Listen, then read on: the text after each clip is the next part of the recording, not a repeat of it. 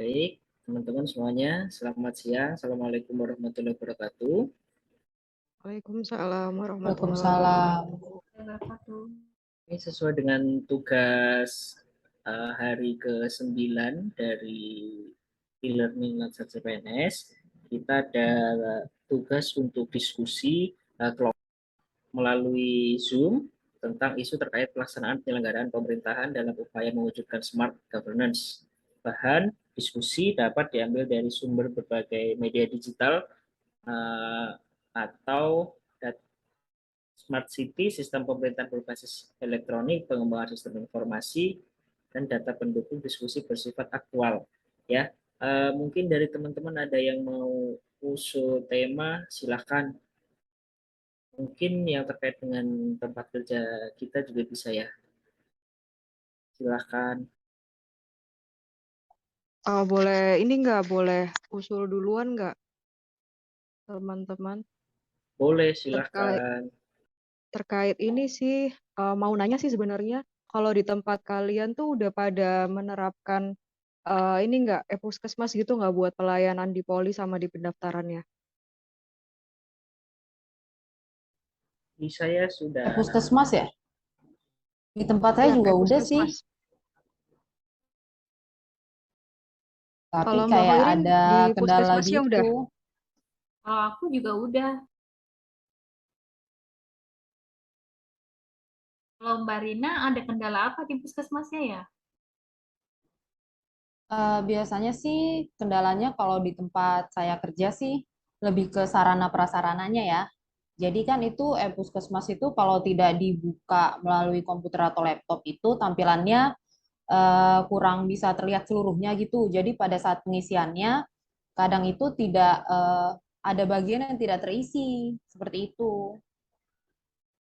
Mau saya liatin ya, saya share screen ya. Contohnya puskesmas itu seperti apa ya?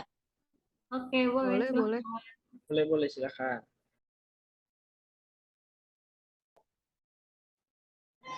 Nah, tampilan puskesmas seperti ini nih teman-teman. Jadi kita kan mengisi setiap data pasien yang datang, riwayatnya. Nah, ini kita tinggal pilih kita di mana polinya. Contoh nih ya, di poli gigi. Ini semua pasien ya. Nah, ini kan udah biru semua ya. Tapi kalau misalkan udah hijau semua. Nah, kalau misalkan dia belum selesai diisi itu nanti akan satu blok ini tuh warna merah gitu, warna merah-merah kepingan gitu. Nah, itu artinya dia belum diisi sampai selesai gitu. Nah, kendalanya itu kalau misalkan di puskesmas itu, di puskesmas tempat saya itu banyak tenaga medis itu yang isinya dari HP. Jadi kadang banyak yang terlewat. Jadi akhirnya tidak bisa lanjut ke yang berikutnya, ke tahap berikutnya.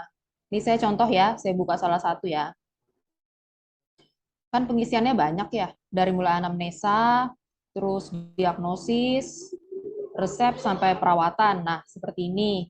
Ini harus diisi semua, baru nanti bisa di klik tanda selesai gitu. Kalau ada yang terlewat, itu selesainya belum bisa nih. Apa namanya, pilihan selesainya belum bisa diklik gitu teman-teman. Kendalanya itu sih kalau di puskesmas saya sih. Karena sarana prasarana. Di tempat lain mungkin ada kendala yang lain. Kalau aku boleh sharing ya Kak ya, di puskesmas kayak aku tuh juga sama sih sebenarnya nggak ada laptop juga ya.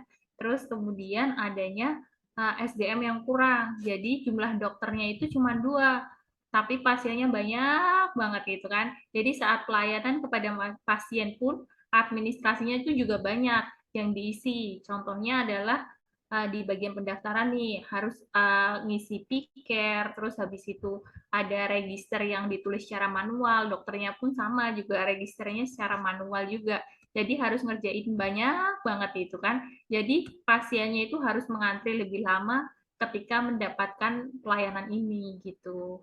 Kalau Mas Doni gimana Mas pandangannya Mas? Saya kurang lebih sama ya eh, dengan yang tadi karena harus 4 kali bahkan ya karena ada register, ada RM, ada piker, sama ada epus karena belum bridging ya epus sama pikernya. Nah, itu yang selama ini terjadi karena ngejar agar ada pelayanannya itu sesuai dengan waktu, tidak terlalu banyak mengantri, jadi banyak yang nggak selesai prosesnya di puskesmasnya begitu.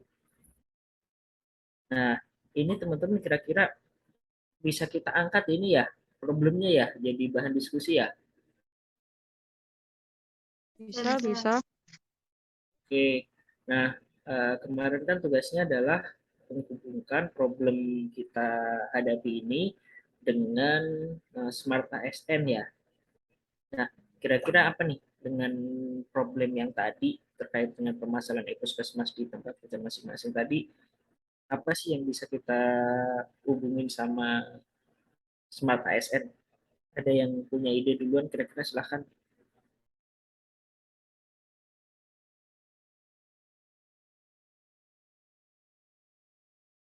Izin mulai dulu ya Mas Doni ya. Boleh, silahkan Mbak Fitri. Jadi gini teman-teman, kebetulan kalau di tempatnya teman-teman kan udah mulai ini ya, udah mulai dilaksanakan puskesmasnya. Nah, kebetulan kalau di tempat saya baru minggu lalu.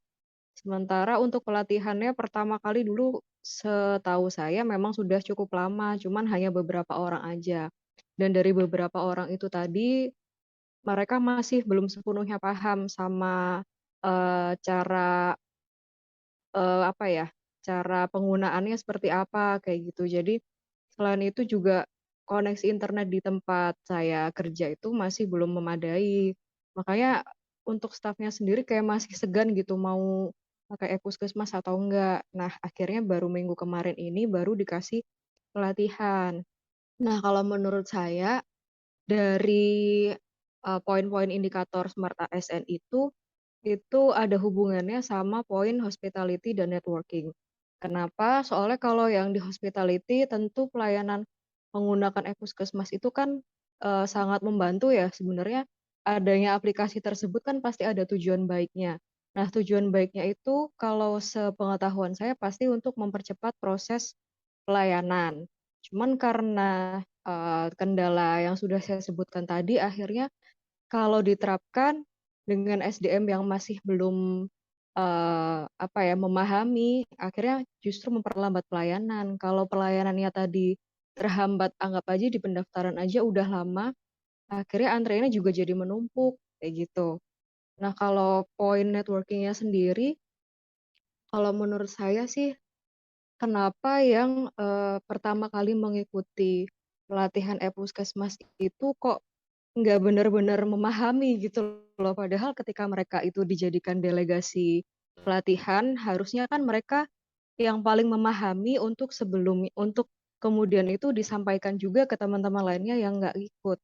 Jadi seandainya mereka itu bisa, memahami dan bisa menyampaikan apa yang mereka terima saat pelatihan e-puskesmas, saya rasa itu udah jadi bekal yang cukup ya untuk penerapan e-puskesmas di tempat saya bekerja sendiri. Seperti itu sih. Mungkin kalau teman-teman lain ada tambahan, yang bisa dihubungkan dengan indikator Smart ASN yang lain, silakan.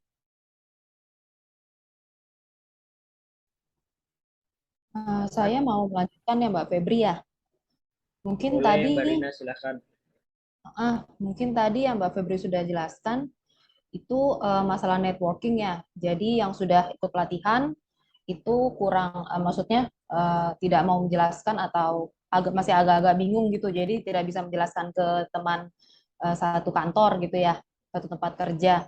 Mungkin ini bisa juga sih hubungannya ada beberapa pegawai juga gitu mungkin yang masih menutup diri juga. Jadi dia tidak mau menerima inovasi-inovasi baru. Jadi hubungannya sama nilai Smart ASN mungkin yang berwawasan global ya menurut saya. Jadi tidak mau atau mungkin masih menutup diri dengan pengetahuan-pengetahuan yang baru gitu kan. Terutama kan ini kan masalah ada hubungannya sama masalah-masalah digital gitu ya dengan kondisi-kondisi digital yang baru gitu ya.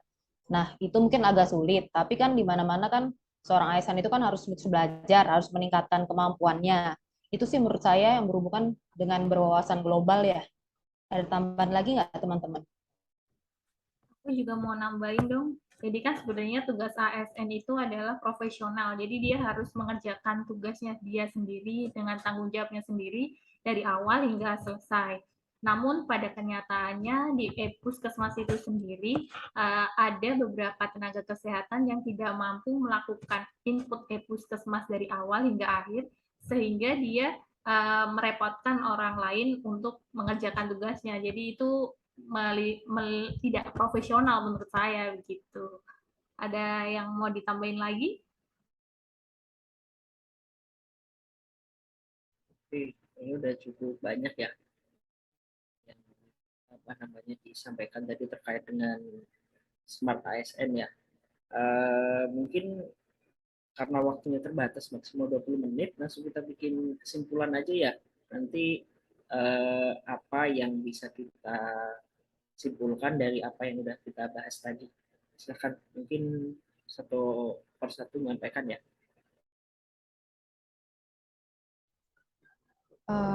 Kesimpulannya sih menurut saya puskesmas ini cukup berguna ya, sebenarnya cukup sangat berguna untuk pelayanan terutama di puskesmas ya. Namun masih banyak kendala-kendala. Salah satunya tadi di tempat saya itu adalah minimnya sarana dan prasarana seperti laptop atau komputer.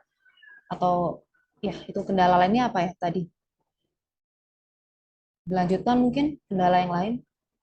Kalau kendala yang lain, ini sih dari akses internet. Sama kalau tadi seingat saya Mas Doni jelasin, kan stepnya lumayan panjang tuh. Ada 4 step ya yang harus dilengkapin. Nah itu mungkin kalau memang dari SDM-nya kurang mumpuni, 4 step tadi bisa ini membutuhkan waktu yang lumayan lama untuk pengisiannya.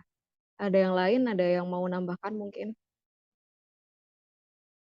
Sudah sih, sepertinya itu tentang SDM, kemudian sarana dan prasarana. Mungkin ada yang mau ngasih solusi, gimana solusinya teman-teman? Kalau aku sih solusinya ya kayak peningkatan kapasitas SDM nih misalnya, kemudian menambah tenaga untuk membantu dokter-dokter karena dokternya di aku cuma sedikit, jadi butuh bantuan nih buat input puskesmasnya gitu. Kalau saran dari saya sih kayak gitu.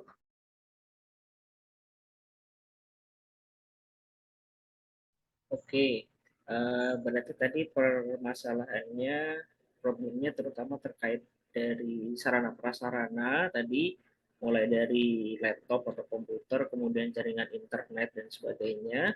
Kemudian yang kedua terkait sama orangnya ya, sumber daya manusianya ya. Karena masih ada yang belum terbiasa dengan teknologi yang baru atau masih eh, jadul begitu ya, belum terbiasa dengan digital. Kemudian sedikitnya sumber daya manusia juga tadi ya, Ya, jumlahnya betul. kurang ya. Ya, Mas. ada perluannya ada penambahan sumber daya manusia dan apa namanya untuk penyelesaiannya atau apa namanya bagaimana cara untuk memperbaikinya tadi salah satunya adalah penambahan sarana prasarana dan pelatihan tadi ya untuk member ya, termasuk penambahan sumber daya manusia kalau memang diperlukan. Kira gitu ya tadi. Mungkin ada yang mau nambahkan lagi sebelum kita closing atau ada yang mau disampaikan, ditambahkan silakan.